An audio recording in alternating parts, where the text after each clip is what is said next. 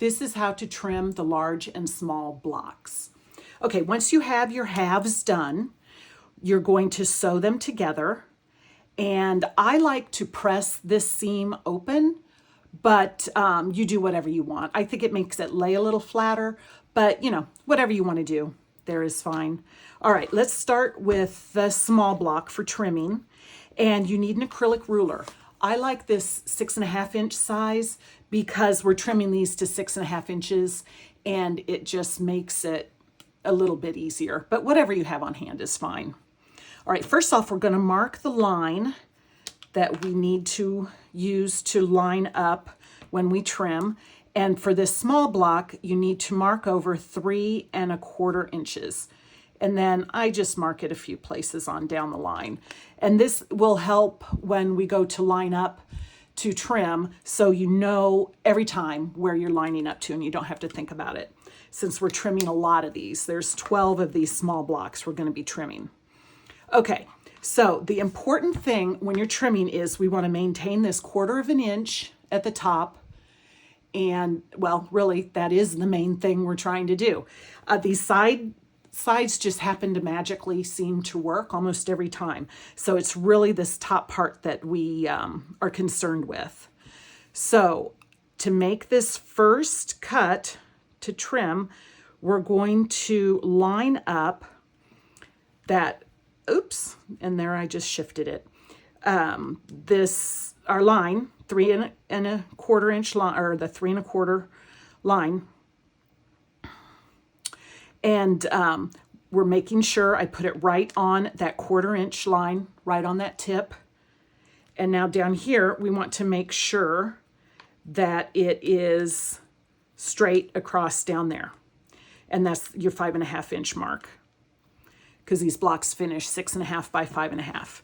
Okay, so we've got it all lined up, and we're gonna make our cut and the cut over there, and then rotate it and line it up. And it's gonna be that 3¼ inch line again that we've lined up down the center seam, and then make the second cut. Maybe. Okay, there we go. Okay, so there is your first block trimmed. All right, so let's do that one more time just to reiterate. We've marked our ruler on the 3¼ inch line. We're going to line up on the 1/4 inch line with that 3¼ inch line, and right down the center seam, we're lining that up. We're making sure this bottom is square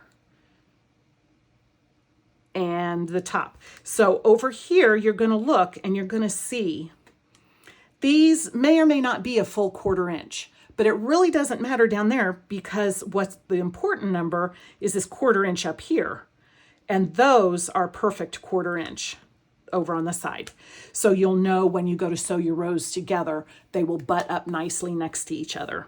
So don't even really worry about those unless there's no seam allowance at all. Then you need to figure out what went wrong. But okay, we've got it all lined up. We make the first cut and the top cut, rotate it 180 degrees, and finish trimming. Pretty easy. Okay, now what I want to show you is when things go a little awry.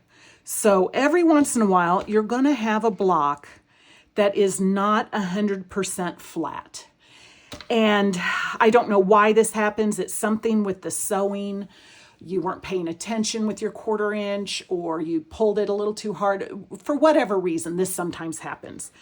But in this case, I want you to know, first off, it'll be okay. You don't have to redo it. As long as this bottom is straight, up here can have a few little wobbles in it. So looking at that, I've got it lined up with that center seam on that 3¼ inch line, and I've got it on the 1/4 inch line up there.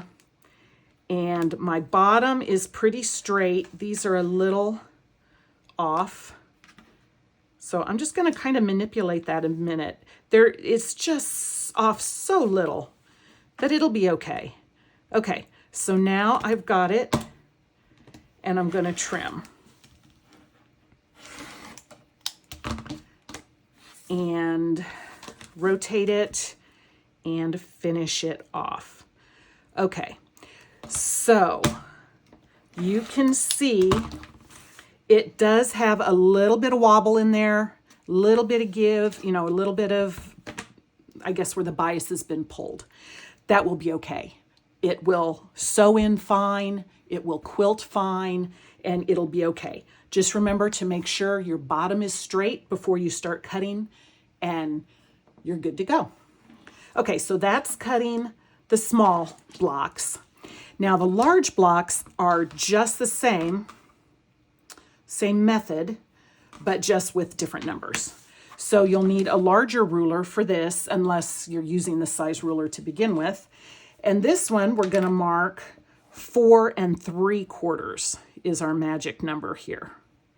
And I just like to go down the gamut. Now when you're done cutting, you just, I'm just using, this is actually a fabric marker. You can use any marker. When we're done, you just use rubbing alcohol to take those circles off. No big deal.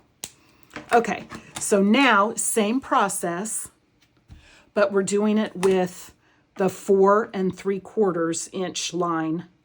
We're lining that up on the seam, and we're making sure we have a 1/4 inch at the point. And you can see over here, we have plenty of room for a 1/4 inch over there. And cut across the top, and then rotate it. So the magic number for this is 8 1/4.